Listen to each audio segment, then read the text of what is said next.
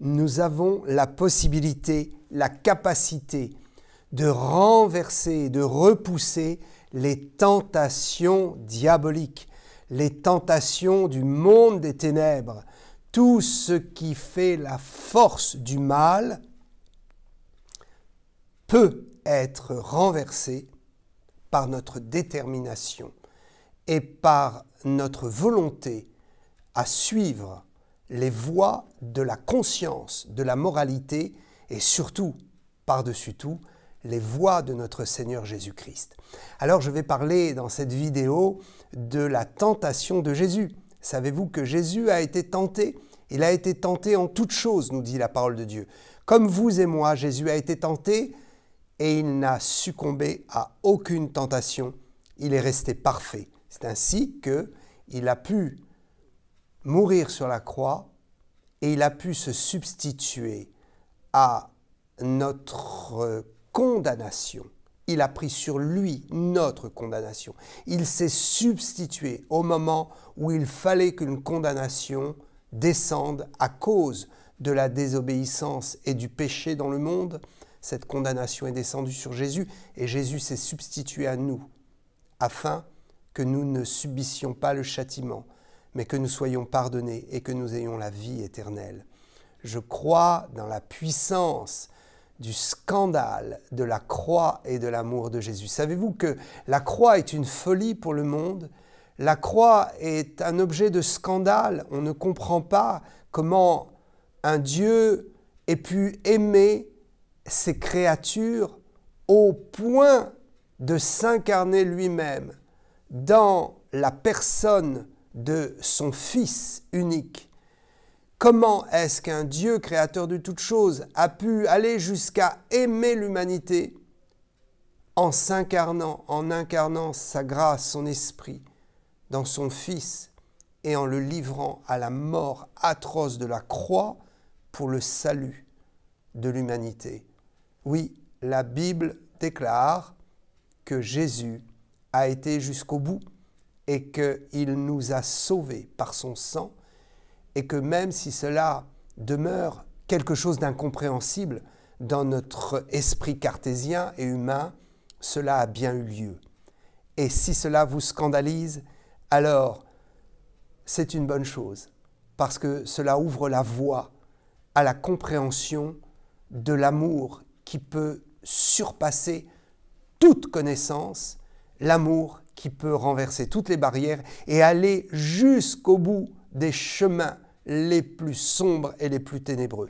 Jésus a été jusque dans la puissance ténébreuse de la mort, de la douleur et de la souffrance pour que vous et moi nous soyons sauvés.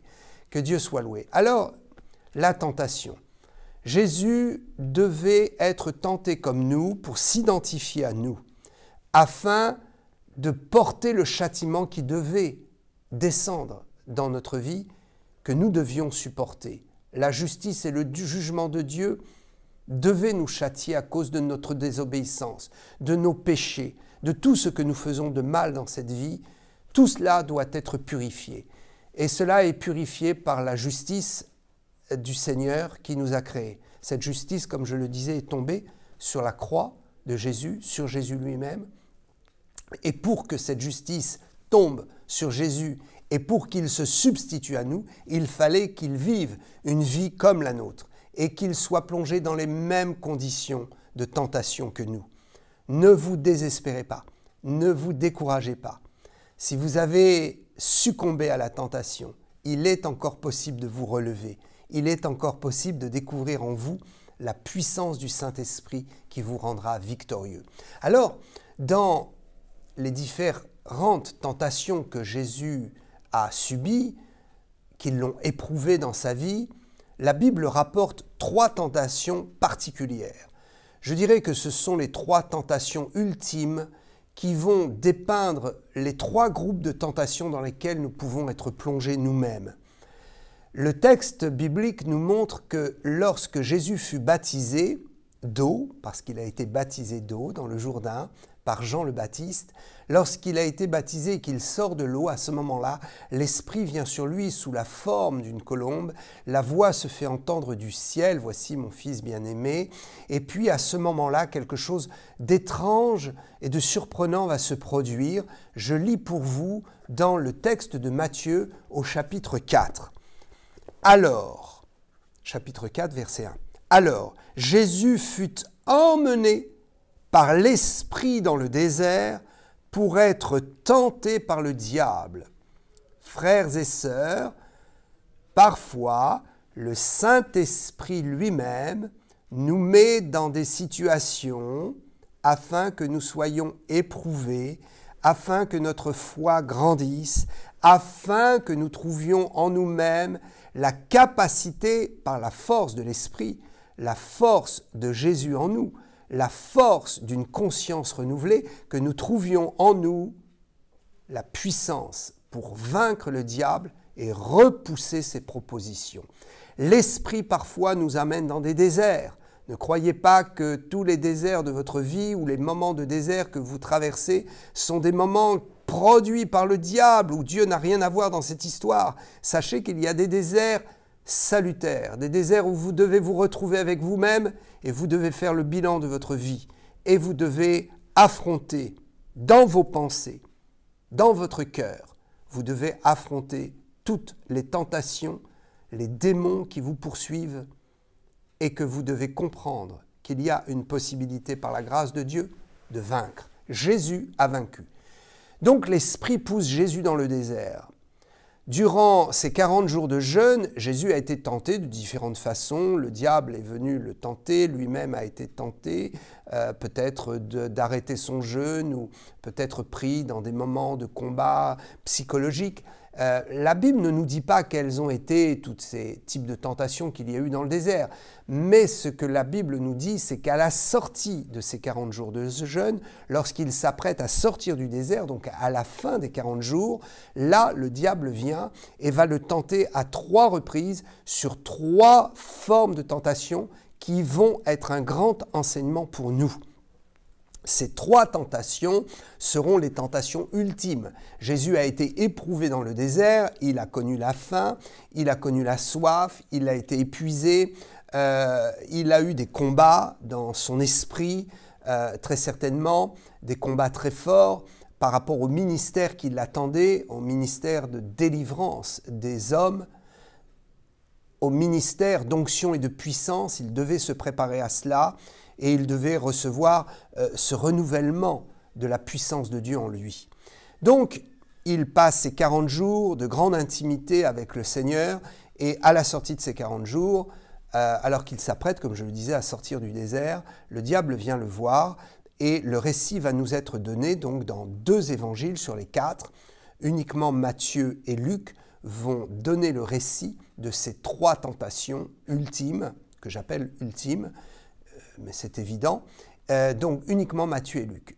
Et donc c'est au chapitre 4 de l'évangile de Matthieu que le récit nous est fait, et également au chapitre 4 du livre de l'évangile de Luc. Voilà, donc facile à retenir. Je vous invite d'ailleurs à lire ces 2 passages et nous allons comprendre beaucoup de choses et comprendre aussi, et je vais l'expliquer, une énigme, une anomalie apparente qui ne l'est pas.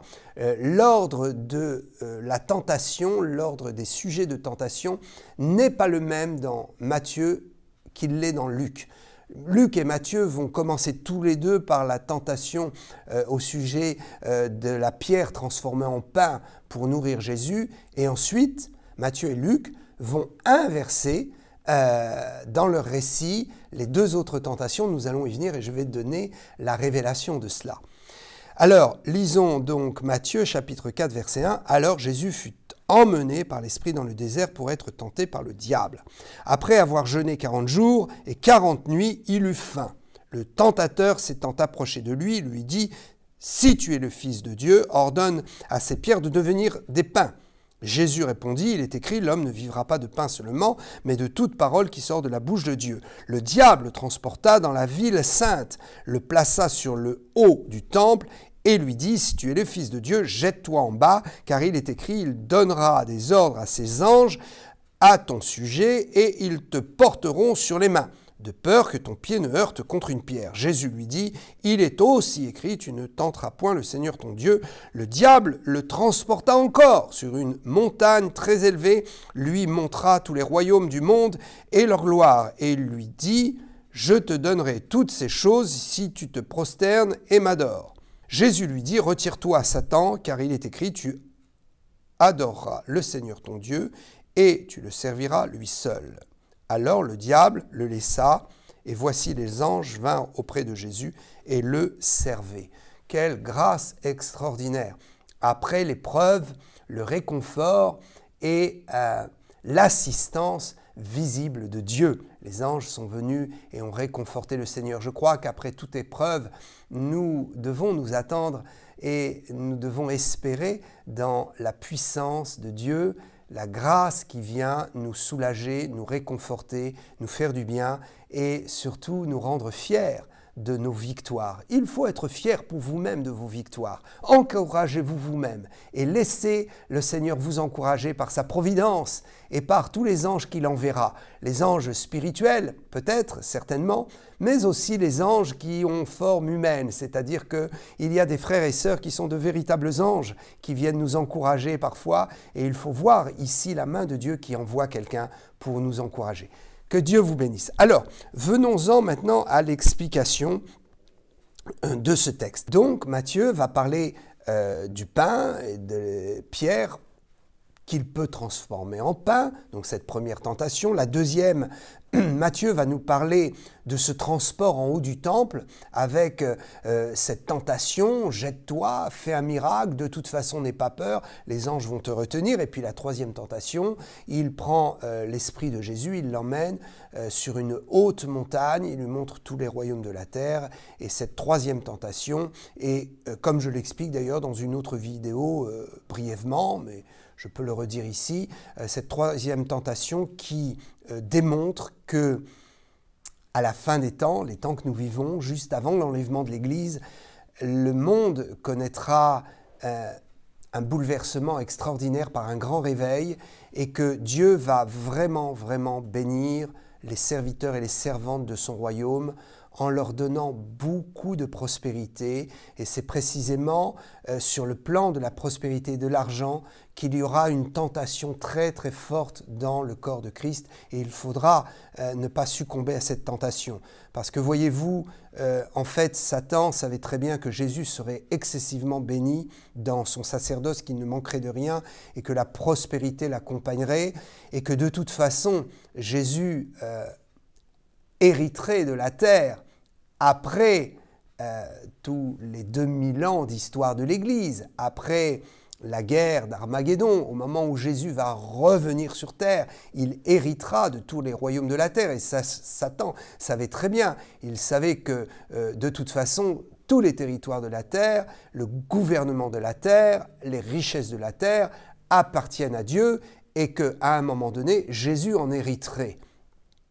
Mais Satan a voulu faire échouer le plan de la vocation divine et il a voulu proposer par anticipation quelque chose qui sera donné plus tard. Donc, ne faites aucun compromis, n'acceptez pas des choses que de toute façon Dieu vous donnera. C'est juste une question de temps. Parfois, nous voulons avoir les choses trop vite. Et Dieu dit, mais pourquoi tu n'as pas attendu? De toute façon, je te l'aurais donné. Mais maintenant que tu n'as pas attendu, tu es rentré dans des compromis, tu as... Mais c'est tout pollué ce que tu as, c'est complètement pollué et ça ne te servira de rien et en plus tu as commis un péché. Donc attendons que Dieu nous donne ce que de toute façon il a décidé de nous donner et ne nous laissons pas impressionner par la tentation diabolique.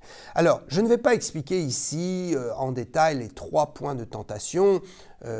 Je pense que beaucoup prêchent sur ce sujet, gloire à Dieu, moi-même j'ai prêché sur ce sujet, mais je voudrais en venir ici à un ordre hiérarchique de l'élément, des faits et de l'histoire. Pourquoi est-ce que Satan a commencé par les pains, ensuite il a transporté Jésus en haut du temple et ensuite il l'a transporté sur une montagne élevée? Pourquoi est-ce qu'il y a eu cet ordre? Et je vais l'expliquer. Mais ce que je veux dire aussi, et je vais l'expliquer, c'est que Luc a inversé l'ordre. Il commence également, comme Matthieu, par le pain, mais il ne hiérarchise pas selon les éléments de l'histoire.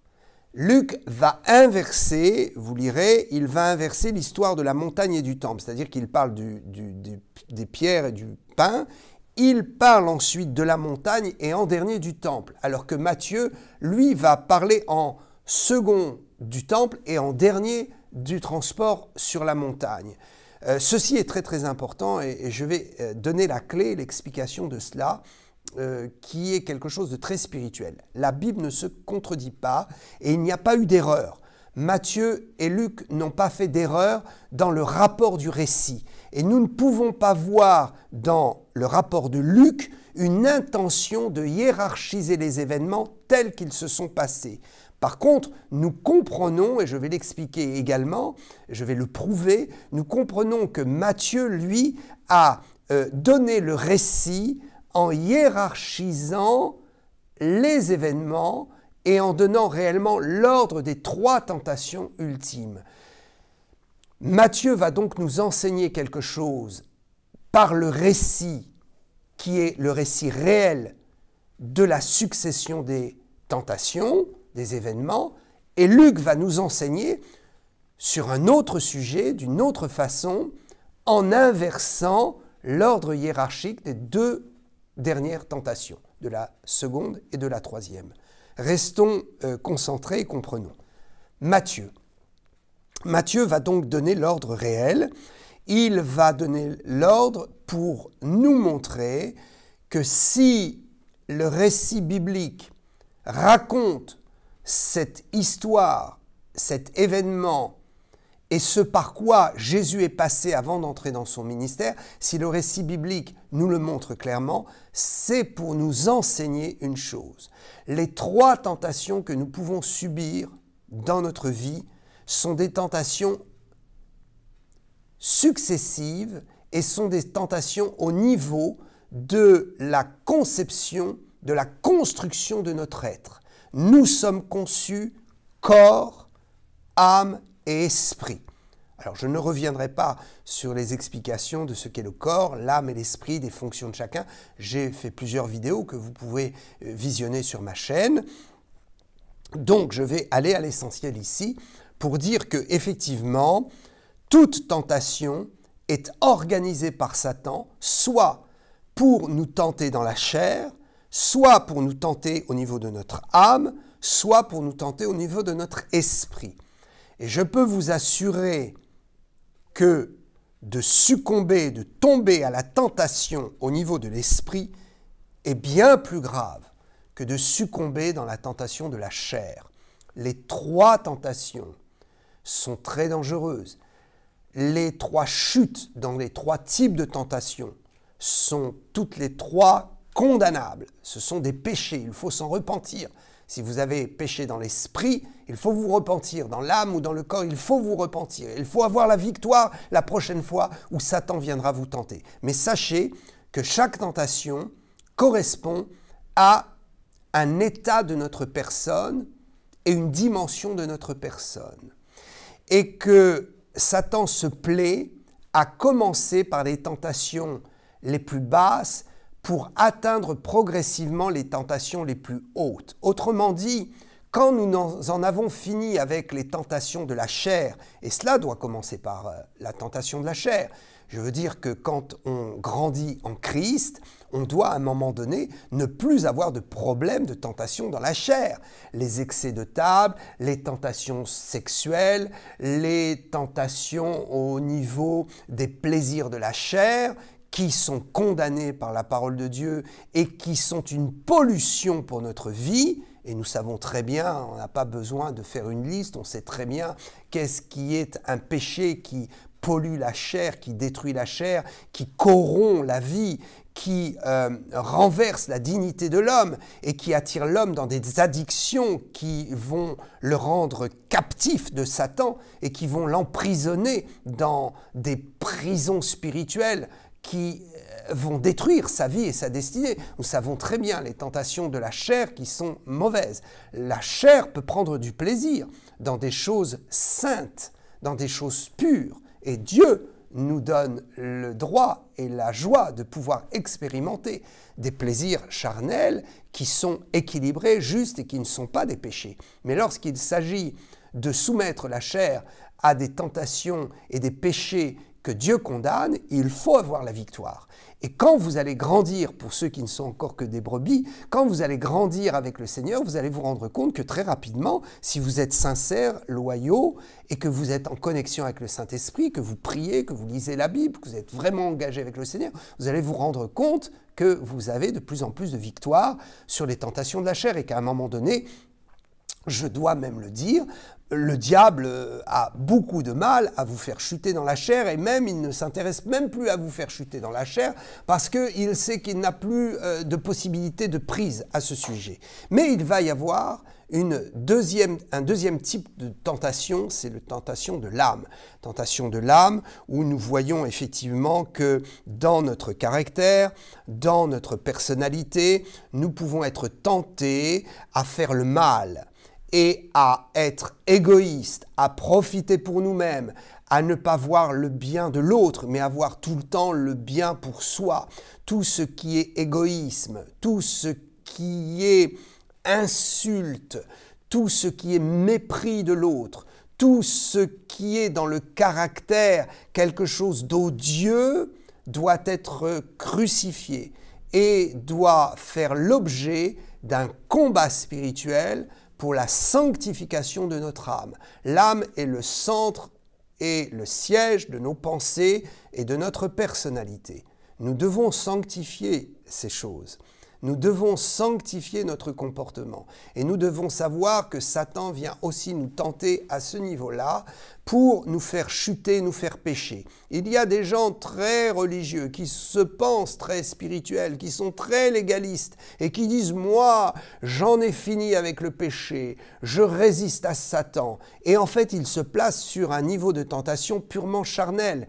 Mais ils oublient qu'ils sont aussi tentés au niveau de leur âme et que dans ces tentations, ils sont tout le temps là à succomber. Ils ignorent même que c'est un péché et que le diable vient les chercher à ce niveau-là. Je prends l'exemple de certains personnages, certaines personnes, et je les respecte, je ne cite aucun nom, je dénonce un comportement, je ne dénonce pas un individu en particulier, je dénonce un comportement, certains qui sont toujours à lever les mains, à prier le Seigneur, alléluia, avoir des paroles très spirituelles, oh, ils ne pêchent pas, ils ne font pas d'excès de table, oh, sexuellement, ils sont très prudes, gloire à Dieu pour tout cela d'ailleurs, mais quand vous les voyez un peu dans l'intimité et que vous les entendez parler, ce sont des gens méchants qui condamnent les autres, qui n'en ont aucune compassion, qui sont très orgueilleux, très orgueilleux. Vous savez, les légalistes sont très orgueilleux. Ils sont capables de se défendre sur le plan visible de la chair, mais ils ne sont que des enfants, ils n'ont pas grandi, ils n'ont pas été jusqu'au combat de l'âme. Et vous les voyez, ils pêchent par leurs paroles, leur amertume, et ça, ce n'est pas bien du tout. Il faut combattre les tentations de l'âme. Et puis la troisième tentation, c'est la tentation de l'esprit. Être poussé à adorer le monde, à adorer des idoles du monde, à ne pas laisser toute la place dans notre cœur et dans notre esprit au Seigneur Jésus, à ne pas donner toute exclusivité à l'adoration de Dieu, à commencer à faire un partage dans son engagement spirituel, son engagement chrétien. Commencer à partager l'amour du monde et l'amour de la Bible. Commencer à avoir comme ordre de priorité les exigences du monde et laisser de côté les priorités d'exigence du service de Dieu, de notre dévotion et de notre devoir de nous tenir devant le Seigneur et de l'adorer. Alors, il y aurait beaucoup de choses à dire donc, sur ces 3 points de tentation. Je ne vais pas développer plus en avant. Je laisse peut-être ceux qui m'écoutent et qui servent le Seigneur développer cela. Je vous encourage, si vous êtes pasteur ou évangéliste ou d'autres ministères, je vous encourage à approfondir cette notion, mais à savoir que, effectivement, Matthieu a donné un ordre hiérarchique, alors que Luc va donner un autre ordre pour faire apparaître une autre réalité spirituelle. Donc, première réalité, le diable nous attaque sur les 3 niveaux de conception de notre personne. Ces 3 niveaux sont progressivement plus subtils. Il est évident que le péché contre la chair, ça c'est gros comme un nez au milieu d'une figure, si je puis dire. Voilà, enfin je veux dire que c'est évident. Le péché de l'âme et du comportement, c'est moins évident, mais c'est évident. Le péché dans l'esprit, l'adoration à Dieu, ça c'est moins évident et on le voit nettement avec cette 3e tentation où Jésus est mis sur le mont, sur la montagne élevée, et donc il est tenté de se prosterner devant Satan pour obtenir la gloire, pour obtenir des choses dans ce monde. Il est tenté de partager son adoration entre Dieu, son Père, et Satan, son adversaire. Donc, je vais en venir maintenant à Luc, et je vais expliquer.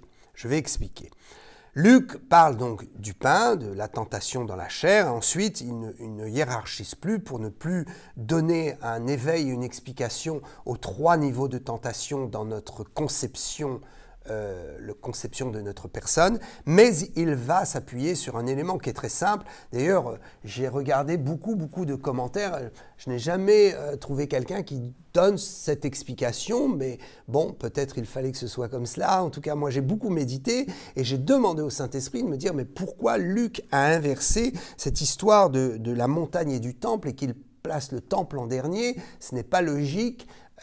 Et en fait, le Seigneur a ouvert mes yeux et m'a dit, regarde, c'est écrit dans le texte. C'est tout simple. C'est parce que Luc a voulu montrer une stratégie diabolique lorsqu'il nous tente et que nous sommes des chrétiens ou que nous connaissons la parole de Dieu. Et là, j'ai donné la solution, voyez-vous. C'est qu'en fait, Luc va regrouper sur les 3 tentations, les 2 tentations où Jésus se défend avec la parole de Dieu et la 3e tentation où Satan va dire « Ah, mais puisque tu connais la parole et que tu te défends par la parole, moi je vais utiliser la parole maintenant pour te tenter. » Et cela est très profond d'explication et de compréhension.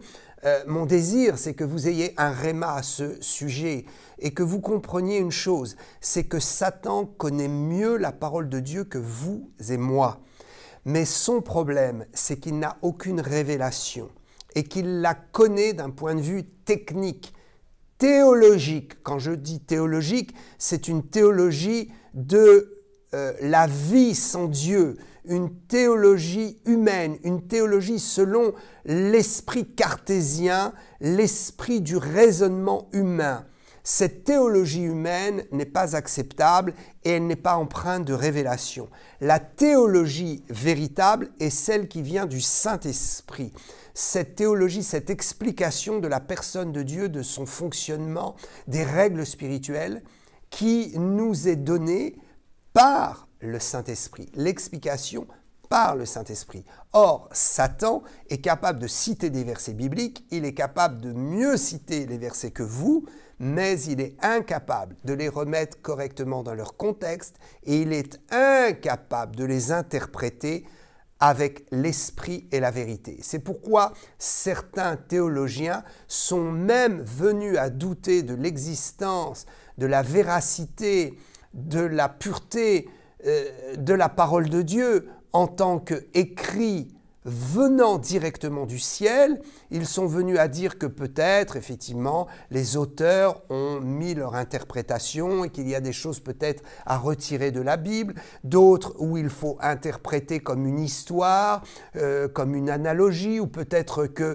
c'est les auteurs qui ont pris la liberté de rajouter des choses pour illustrer une pensée biblique. Et donc certains théologiens, n'ayant pas la connaissance spirituelle, mais ayant une bonne connaissance des textes, sont même arrivés à douter de la parole de Dieu. Et je mets en garde, faites attention, si vous servez Dieu ou vous voulez le servir et que vous voulez faire de la théologie, prenez garde, parce qu'il y a des théologies qui vous emmèneront dans l'incrédulité et qui vous amèneront très certainement à très bien connaître la Bible, mais qui ne vous permettront pas de l'utiliser en esprit et de comprendre l'architecture parfaite de la Bible, parce qu'il n'y a aucun verset en trop, il n'y a aucun verset en trop, aucun mot en trop, il ne manque aucun verset, il ne manque aucun mot, et tout est bien hiérarchisé, la Bible ne se contredit pas, elle s'explique par la révélation. Par exemple, un théologien pourra dire « Ah, mais Matthieu s'est trompé, ou Luc s'est trompé, ou il y a eu une inversion parce que, voilà, c'était humain. » Non, c'est une inversion qui a été dictée par le Saint-Esprit et nous en avons l'explication afin de comprendre que toute l'Écriture est inspirée de Dieu. Donc, Luc a voulu faire ressortir cet élément qui est une attaque, une agression, une forme de tentation dans nos vies lorsque nous connaissons le Seigneur et que nous connaissons la parole. Le diable peut aussi utiliser des gens pour tordre le sens des Écritures et amener la confusion dans notre esprit et nous amener à faire des choses sur le plan d'un verset biblique en faisant une chose qui n'est pas volonté de Dieu parce que nous n'avons pas la bonne explication du texte ou parce que nous avons sorti le texte de son contexte.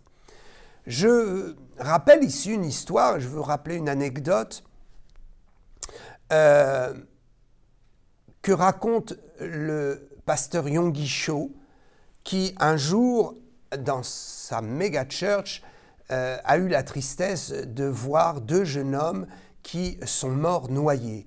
L'histoire est celle-ci.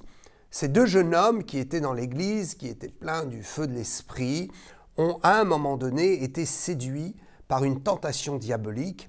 En leur esprit, la pensée est venue, c'était une pensée de l'ennemi, puisque Jésus a marché sur les eaux et que vous avez la puissance et l'onction, vous pouvez aussi marcher sur les eaux. Et donc ces deux jeunes ont été près d'un fleuve avec un débit assez fort et ils ont convoqué d'autres jeunes et ils ont dit « Nous avons l'onction, nous avons la puissance, ce que Jésus a fait, nous pouvons le faire. La Bible dit « Nous ferons même des choses plus grandes que lui. » Et donc ils citent les Écritures et ils vont dans l'orgueil et dans la non-connaissance de l'interprétation des Écritures, ils vont maintenant vouloir faire une démonstration. Ils sont tentés, ils disent « Nous allons marcher sur l'eau ». Le premier s'engage, il marche, évidemment, il ne marche pas sur l'eau. Il insiste, il commence à avoir de l'eau jusqu'aux chevilles, jusqu'aux genoux, jusqu'aux hanches. Et il dit « Non, non, je vais marcher ». Et en fait, le courant est si fort qu'il est emporté, il ne sait pas nager, il se noie. Le deuxième, donc on ne sait pas qu'il se noie, on le voit partir. Le deuxième dit « Non, non, c'est parce qu'il n'a pas fait comme il fallait ». Il s'engage et il fait la même erreur et le malheur arrive aussi sur lui, il est embarqué par le courant et donc il meurt. Il meurt. Et donc, pourquoi est-ce que Dieu a permis ça? Eh bien parce que tout simplement il y a eu un manque de sagesse et il y a eu une théologie qui n'est pas la théologie de la révélation. Donc quand on me dit par exemple, et je me suis déjà exprimé sur ce sujet à propos de la crise sanitaire, enfin lorsqu'il y a eu cette crise sanitaire qui est venue, certains disaient oui, mais s'il y a une dangerosité, la Bible dit vous boirez des breuvages mortels et puis cela ne vous fera aucun mal. Mais mes amis, nous sommes dans une tentation diabolique, nous n'allons pas prendre consciemment un poison en sachant que c'est un poison et en disant « mais Dieu va me garder ». Non, parce que là, c'est tenter Dieu. D'ailleurs, c'est ce que Jésus a dit. Tu ne tenteras pas le Seigneur. Même si je sais que je suis protégé, Vous relirez donc Luc et Matthieu que j'ai lu, et vous verrez, Jésus a dit, non, même si je sais que je suis protégé, que mon pied ne heurtera pas les pierres, il ne faut pas tenter Dieu, c'est un péché grave. On ne peut pas vouloir démontrer notre spiritualité en allant au-delà du texte biblique et en rentrant dans l'orgueil et en pensant que nous avons une puissance en nous-mêmes. C'est Dieu qui est puissant, c'est Dieu qui nous donne la puissance, c'est lui qui nous protège. Nous devons donc marcher dans la sagesse. Nous ne pouvons donc pas utiliser certains bibliques pour justifier une incrédulité, pour justifier une hérésie. D'ailleurs, la Bible dit qu'il y a des doctrines de démons. Quelles sont ces doctrines de démons? Ce sont des doctrines qui font qu'à un moment donné, comme vous connaissez la parole et que vous ne pouvez pas vous faire piéger parce que vous savez ce qui est désobéissance et ce qui est obéissance parce que vous connaissez la parole. Donc quand le diable vient vous tenter et vous dites non, Satan, ça c'est une désobéissance, mon Dieu et ma Bible ne me permet pas de faire ça. Donc je ne le fais pas, j'avance la parole pour me défendre. Et d'ailleurs, on a souvent prêché en disant Jésus a annoncé la parole pour se défendre. Il faut annoncer la parole face aux tentations. Il faut se défendre avec la parole. Mais n'oublions pas que Satan a alors donc compris qu'à un moment donné, il pouvait lui aussi utiliser la parole pour nous tenter. Donc, la parole qui n'est pas animée de l'esprit, la parole qui n'est pas révélation, peut être un sujet et un point d'appui de tentation pour faire chuter l'homme, pour faire chuter le chrétien. Donc, interprétons la Bible avec la sagesse, avec l'esprit. N'utilisons pas la parole de Dieu comme moyen pour élever notre orgueil ou nous trouver supérieurs aux autres ou vouloir prouver quoi que ce soit, mais prouvons simplement que c'est Jésus qui a raison, que c'est lui qui est mort à la croix pour nos péchés. Notre vie, elle est cachée en Christ. Nous servons le Seigneur et si nous avons des preuves à amener, nous voulons que ce soit des preuves pour la vérité de la parole, la vérité de Christ et son royaume. Que Dieu nous aide à comprendre cela. Alors, je voudrais ici terminer avec une notion qui est purement scripturaire par rapport à la traduction des mots. Avec cela, je vais expliquer donc que Matthieu a bien donné un récit hiérarchique et que Luc n'avait pas cette intention. Il n'était pas obligé de donner hiérarchiquement. Il a donc donné juste un récit global. Je prendrai pour cela Luc, chapitre 4, donc, et verset 9. Qu'est-il écrit? Il est écrit « Le diable le conduisit encore à Jérusalem, le plaça sur le haut du temple et lui dit « Si tu es fils de Dieu, jette-toi d'ici bas ». Le texte ici est traduit par Louis II et d'autres traductions, est traduit par le mot « encore », ce qui voudrait dire que Luc a hiérarchisé les événements. Parce que s'il utilise le mot « encore », cela veut dire que c'est la suite de quelque chose qui s'est précédé. Autrement dit, Luc dirait, voilà, il a été tenté avec le pain et les pierres, il a été tenté donc avec cette histoire de la montagne, des richesses, et il fut tenté encore, donc ensuite, à Jérusalem, en haut du temple. Mais en fait, quand nous regardons le texte grec d'origine, nous allons nous apercevoir qu'il s'agit d'un numéro strong, pour ceux qui utilisent les numéros strong, qui est 2532, qui est le mot « kae ». Le mot « kae » ne veut pas vraiment dire « encore », mais il veut dire « aussi ». Et donc, si l'on traduit en disant « le diable conduisit aussi à Jérusalem », cela n'implique pas que l'auteur et l'écrivain aient voulu hiérarchiser les événements, mais qu'il ait voulu simplement citer 3 événements sans vouloir les citer dans l'ordre. La Bible Martin, que j'aime beaucoup, je vous encourage à lire, à obtenir, faites l'acquisition d'une Bible Martin 1744. Elle est assez proche du texte et parfois il est bon de confronter les traductions. Et donc, si vous avez un texte qui vous paraît énigmatique dans sa traduction avec Louis II, puisque c'est Louis II que nous utilisons le plus dans nos milieux évangéliques, eh bien, allez prendre une Bible en français courant et la Bible de Martin et comparer les textes et vous verrez qu'il y a des subtilités.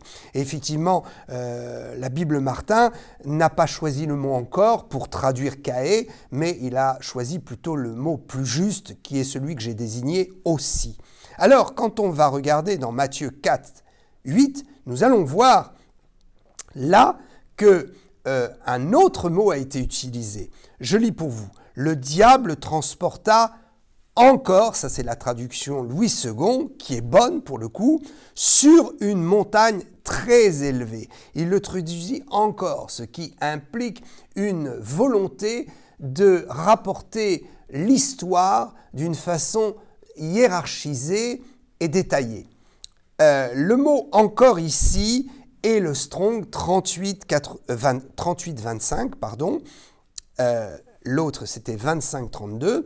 Le mot ici, c'est palin. Palin. Alors, je ne sais pas si je prononce bien, pour ceux qui font du grec, pardonnez-moi si je ne prononce pas bien, mais voilà, l'idée est là. C'est que nous regardons le texte à l'origine. Et nous apercevons qu'effectivement, Louis II, pour le texte de Matthieu, a très bien traduit et a traduit avec une expression qui hiérarchise, comme je disais, les événements. Et ce mot 38-25 est un mot qui est différent de Luc. Donc Luc a bien intentionnellement utilisé un mot qui correspond à une idée et Matthieu a utilisé un autre mot pour renforcer la notion de succession des événements. Oh, que Dieu soit loué pour cela. Je crois que nous avons eu un bon partage, n'est-ce pas?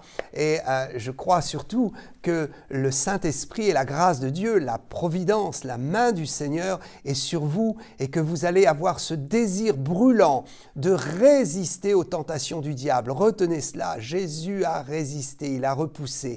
Alors certains diront, il était fils de Dieu, il a pu le faire, moi je ne suis qu'un simple homme. Oubliez cette explication et ce raisonnement, oubliez cela. Jésus s'est manifesté comme fils de l'homme. Et c'est vrai que parfois il était manifesté en tant que fils de Dieu. Mais dans l'action de son ministère, il était fils de Dieu, fils de l'homme, pardon. Il était fils de l'homme et non pas fils de Dieu, parce qu'il s'était dépouillé de sa divinité pour prendre la condition humaine. Et donc c'est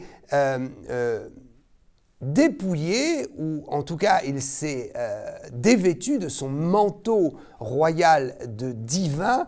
Donc Jésus a bien été tenté dans une condition humaine, s'étant dépouillé de son pouvoir divin. Et ce qu'il l'a accompli, il l'a accompli par la force du Saint-Esprit. Parce que rappelons que le Saint-Esprit l'a oint à la sortie du baptême et que le Saint-Esprit était avec lui dans le désert, en lui, et qu'il a reçu l'onction et la puissance durant ce temps de jeûne. Donc, c'est par la force du Saint-Esprit qu'il a repoussé Satan. Il est possible donc que vous puissiez repousser Satan, non pas par vos propres forces, mais par la force de Christ en vous, par la divinité de Christ en vous, par la force du Saint-Esprit. Je vous encourage à ne pas vous sous-estimer. Découvrez le pouvoir de dire non à Satan, de pouvoir dire non aux propositions malsaines de ce monde et de cette société. N'ayez pas peur de prendre une position d'homme, de femme, de personne digne, qui refuse de se rouler dans la boue, d'aller dans les souillures, qui refuse l'indignité, mais qui défend la sainteté, la droiture, la justice et la dignité de l'homme. Je vous encourage, je sais que vous allez réussir. Si vous écoutez cette vidéo, c'est que Dieu vous aime et c'est qu'il sait que vous allez réussir par le Saint-Esprit. Il vous fait confiance, prenez courage, ne vous laissez pas accuser, ne vous laissez pas détruire. Si vous avez péché, si vous êtes tombé, Dieu est celui qui vous relève. Il vous relève en vous donnant une forte détermination, en disant « je ne me referai pas avoir ». Par la grâce de Dieu et la puissance qui est en moi, je vais activer mon autorité et je vais dire non là où il faut dire non et oui là où il faut dire oui. Que Dieu vous bénisse, je vous aime, je prie pour vous Je prie pour vous, un instant. Si vous croyez, mettez la main sur votre cœur, mettez-vous à genoux ou faites ce que vous voulez, sentez-vous libre. Si vous pensez que de prendre une attitude devant Dieu va élever votre foi, faites-le. Je crois qu'il y a des positions, des attitudes qui élèvent notre foi. J'aime fermer les yeux et j'aime me concentrer parce que ça lève ma foi. J'aime aussi parfois me mettre à genoux ou m'humilier à plat ventre devant Dieu. Faites comme vous le sentez, en toute liberté. Je prie pour vous. Père, au nom de Jésus, j'invoque ta grâce, la puissance du Saint-Esprit et la force de l'Esprit dans le cœur, la conscience de chacun de tes enfants. Donne-leur, Seigneur, par la puissance de la foi, la capacité de résister aux tentations. Donne-leur de grandes victoires et montre-leur que leur force est celle de l'Esprit et qu'en eux ne se trouve aucune force naturelle pour combattre les puissances des ténèbres, mais que par ta grâce et ta miséricorde, tu leur donnes la force de l'Esprit comme tu l'as donné à Jésus, qui a vaincu le diable et qui a repoussé les tentations. Père, qu'ils soient un avec Jésus. Je prie afin que tes enfants soient un dans l'Esprit et qu'ils connaissent la victoire et qu'ils marchent sur les traces de leur Sauveur, sur les pas du Sauveur, en accomplissant la bénédiction, la grâce et la loi de l'Esprit qui consiste à renverser, à repousser les tentations et à rester pur.